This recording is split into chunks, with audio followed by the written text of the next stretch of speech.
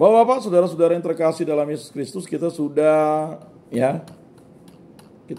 masuk atau kita sudah tahu ya, sejarah keselamatan itu dimulai dari Abraham, Ishak dan Yakub, dan 12 anak suku Israel ini ya memegang peranan penting dalam kitab Kejadian ya.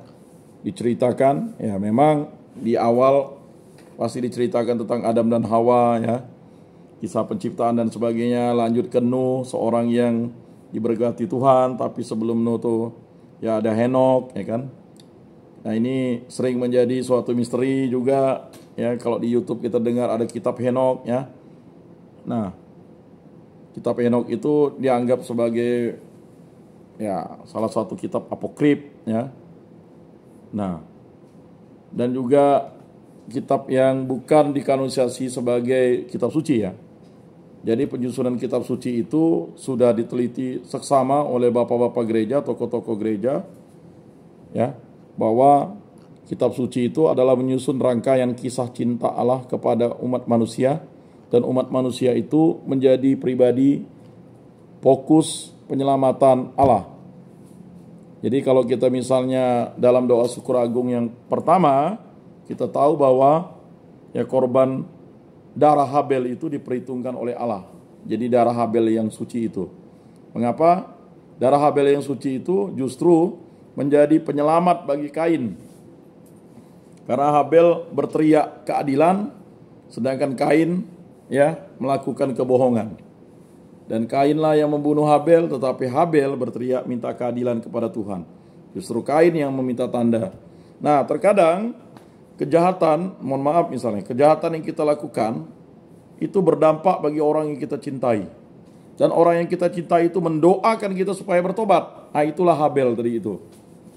Sehingga dalam doa syukur agung yang pertama itu, kalau bapak-bapak simak itu, korban bakaran dari Habel dan ya korban darahnya yang dicurahkan oleh Kain saudaranya. Nah, terkadang ya kebencian kita itu ya sungguh menyebabkan kita menjauh dari Allah.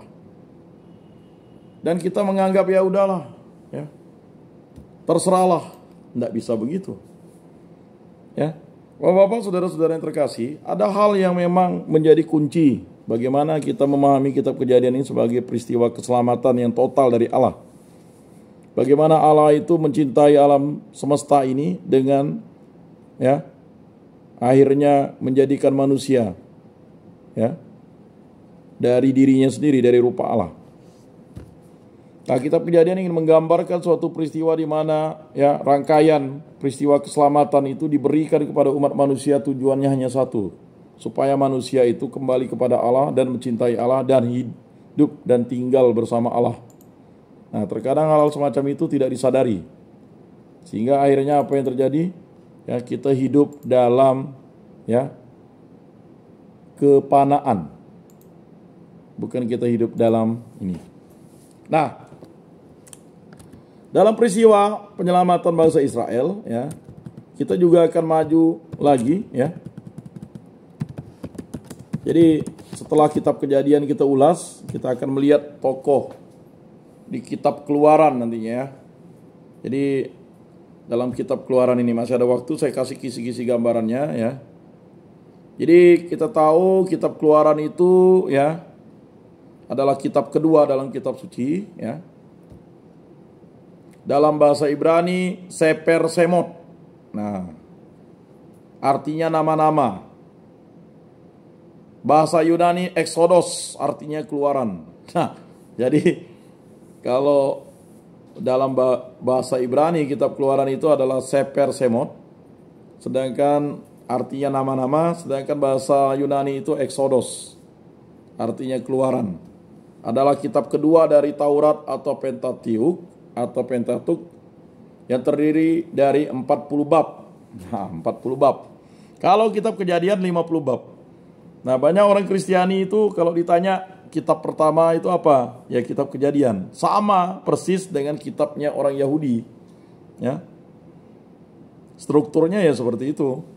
Terdiri atas berapa bab? 50 bab. Nggak ada kitab Kejadian bab 51 tuh. Itu berarti kita nggak pernah baca kitab suci misalnya. Atau pasal 51. Ya. ngarang-ngarang pasal 51. Ya. Jadi kalau kitab Kejadian pasal 51, karena kita mungkin tidak hafal strukturnya. Dalam pewartaan itu kan mesti juga kita tahu struktur kitab suci. Lalu kita bisa lihat garis besar, ya. Setelah kita lihat kitab Kejadian, tokoh-tokohnya, kita akan masuk ke kitab Keluaran pada minggu-minggu depan, ya. Garis besarnya yang pertama, penindasan Mesir dan kemunculan Musa. Bab 1 sampai 2 atau pasal 1 sampai 2, ya. Atau pasal 1 sampai pasal 2, ya. Bangsa Israel diperbudak di Mesir, perintah membunuh bayi laki-laki dan kelahiran serta masa awal Musa. Nah, jadi nanti tokoh sentralnya adalah Musa di kitab Keluaran ini, ya. Kemudian yang kedua, panggilan Musa dan 10 tulah. Bab 3 ayat 12. Ini salah satu kitab favorit yang menakutkan, ya, bagi kita. Ya. Jadi panggilan Musa dan 10 tulah nih. Ya, Tuhan sangat baik dengan Firaun dan bangsa Mesir, tetapi ketegaran tengkuk seorang penguasa ini, ya, seorang penguasa yang lalim tuh, akhirnya mendatangkan bencana bagi, ya, dirinya dan bangsanya. Musa dipanggil dari semak menyala, menuntut kemerdekaan, dan Allah menegakkan 10 tulah untuk meyakinkan Firaun. Kalau kita tahu leluhurnya, Yakub itu bergulat dengan Allah, ya, dan dia tahu Allah itu, dia tidak tahu kalau Allah itu wujudnya manusia, ya. Tetapi Yakub, karena dia mendapat berkat dari Ishak, Ishak mendapat berkat dari Abraham, dan Abraham, ya, sering berdiskusi dan dialog dengan Allah. Kita tahu dialog yang sangat favorit dari Abraham itu ketika Lot, keponakannya itu, negosiasi. Ya, jadi Abraham itu adalah pedagang yang ulung, politikus yang ulung. Dia bernegosiasi dengan Allah. Kalau 50 orang ada yang baik di sini Tuhan, bagaimana? Sodom dan Gomora tidak dihancurkan. 40? Enggak. 30? Enggak. 20? Enggak. 10? Enggak. Ya kan? Enggak nyampe memang. Di bawah 5 orang enggak yang baik. Lot, istrinya, dan 2 anaknya. Yang lainnya bejat semua. Bahkan malaikat Allah mau dipakai oleh, ya, Lot, keluarkan orang yang menginap di kamarmu tuh.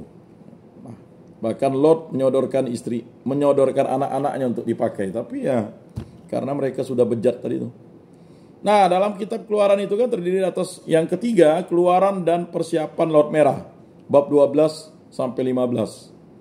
Penetapan Paskah, keluarnya bangsa Israel, pembelahan Laut Merah, serta nyanyian kemenangan. Jadi orang Yahudi juga merayakan Paskah, ya. Tapi maknanya sudah berbeda dengan Paskah orang Kristiani. Kemudian pelayanan di padang gurun dan pemberian hukum, pasal 16 ayat 18. Jadi Musa ini, ya, di bab 16 sampai 18 atau pasal 16 sampai 18 itu pelayanan di padang gurun dan pemberian hukum. Karena disinilah bangsa Israel bersungut-sungut dan banyak terjadi atau kebejatan, ya. Tuhan menyediakan mana dan air di sini. Ya.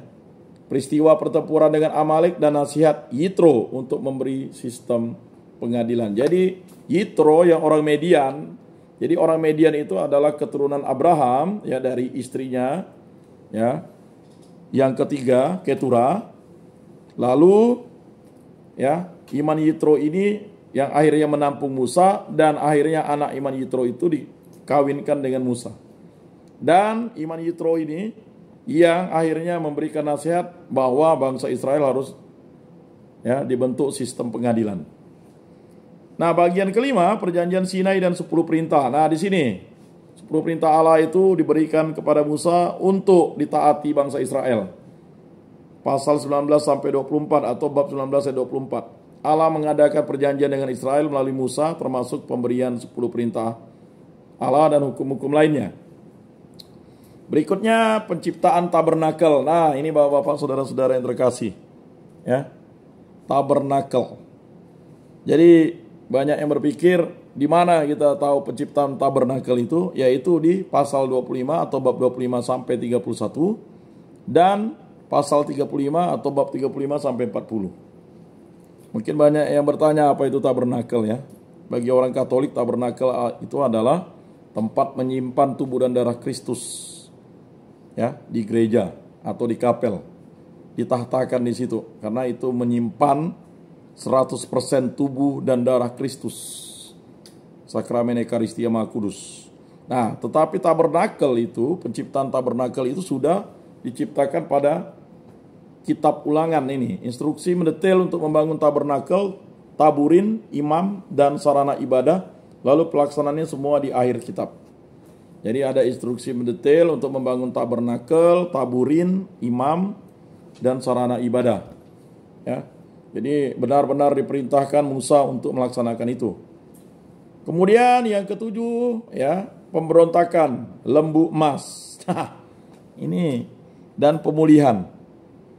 Ya, sebenarnya yang menghukum orang Israel itu adalah Musa sendiri, menggiling anak lembu emas itu lalu disuruh minum. Ya mati. Sehebat apapun perhiasan itu tidak akan menghidupkan kita. Perhiasan itu hanya bisa dijual, tetapi tidak bisa untuk kita minum. Ya, karena emas itu rupanya racun kalau masuk dalam tubuh. Ya. Kecuali gigi emas mungkin ya. Nah itu. Nah, pemberontakan lembu emas dan pemulihannya adalah pasal 32 sampai 34 atau bab 32 atau 30 sampai 34. Israel membuat patung lembu emas saat Musa di bukit. Musa berdoa, Allah memulihkan perjanjian, lalu Musa menerima lagi loh batu perintah. Ya. Bapak-bapak, saudara-saudara yang terkasih dalam Yesus Kristus, ya. Tema sentral yang kita akan bahas pada minggu-minggu yang akan datang, penebusan dan kebebasan. Allah menebus Israel dari perbudakan Mesir, menegaskan identitas mereka sebagai umatnya. Nah, di situ penebusan dilakukan oleh Allah. Kemudian perjanjian dan hukum, kitab ini mendasari hubungan perjanjian melalui 10 perintah dan aturan hidup lainnya. Kemudian kehadiran Allah, peneguhan bahwa Allah hadir di antara umatnya, ya, mencakup pilar awan dan api serta tabernakel. Tantangan terhadap ilah-ilah Mesir, itulah menunjukkan superioritas Tuhan atas dewa-dewa Mesir, bukan mengejek dewa Nil dan lainnya. Mengapa kitab ini penting? Nah ini bapak-bapak, saudara-saudara, identitas nasional Israel. Jadi kitab Ulangan ini dibaca, ya. Kalau misalnya orang Israel berperang ini dibaca. Menetapkan pengalaman bersama, penindasan, pembebasan, perjanjian sebagai pondasi identitas nasional. Nah ini ya bapak-bapak, ya. Kemudian arsitektur kerohanian, menyusun sistem ibadah melalui tabernakel dan imam-imam, dan tipologi Kristus. Di sini sebenarnya kitab ini dipandang sebagai bayangan keselamatan oleh Kristus, dari perbudakan ke kemerdekaan, dari dosa ke hubungan baru dengan Tuhan. Baik bapak-bapak, saudara-saudara yang terkasih, ya, ini kita akan dalami dan kita tahu, ya, bahwa info lainnya yaitu penulis tradisi atribusi kepada Musa 1400 atau 1445 sebelum Masehi sesuai catatan Ibrani dan Septuaginta, ya. Struktur literatur, campuran naratif sejarah, hukum liturgi dan instruksi teknis, memuat unsur naratif dan dokumen hukum. Nah, itu struktur kitab Ulangan. Jadi, ya, ini luar biasa sekali. Baik, demikianlah pertemuan kita pada kesempatan ini, Bapak-bapak, saudara-saudara yang terkasih, ya. Jika ada hal-hal yang mungkin, ya, kurang berkenan, mohon dimaafkan, ya. Dan mari kita tutup dengan doa. Dalam nama Bapa dan Putra dan Roh Kudus, amin. Allah Tritunggal Yang Maha Kudus, kami telah menyelesaikan struktur kitab Kejadian dan orang-orang yang berperan yang Engkau pilih dalam kitab Kejadian sebagai peneguh iman kami. Selanjutnya kami akan memasuki kitab Keluaran dan kita akan terus bersama firman-Mu, dan berkatilah kami, orang-orang yang hadir di tempat ini, kami agar diberikan kehendak-Mu, berkat-Mu, agar kami tabah dalam menjalani apa yang telah diberikan negara kepada kami. Berkatilah para istri kami, para anak-anak kami, para menantu, para cucu-cucu, dan juga para saudara-saudari kami, para orang tua kami, agar mereka tabah untuk menghadapi situasi ini dan terus mendoakan kami agar kami tetap setia kepada Kristus dalam firman-Mu yang hidup dan dalam sukacita. Begitu juga untuk saudara-saudara kami yang belum hadir, semoga diberikan kekuatan untuk hadir, dibimbing oleh Roh Kudus, dan diangkat sakit penyakit dan persoalannya. Begitu juga dengan kami. Mohon ini kami serahkan kepada peraturan Tuhan kami Yesus Kristus yang hidup dan meraja, kini dan sepanjang segala masa. Amin. Dalam nama Bapa dan Putra dan Roh Kudus. Amin. Salam, salam kasih damai dan sejahtera. Tuhan memberkati, menyertai dan melindungi. Salve.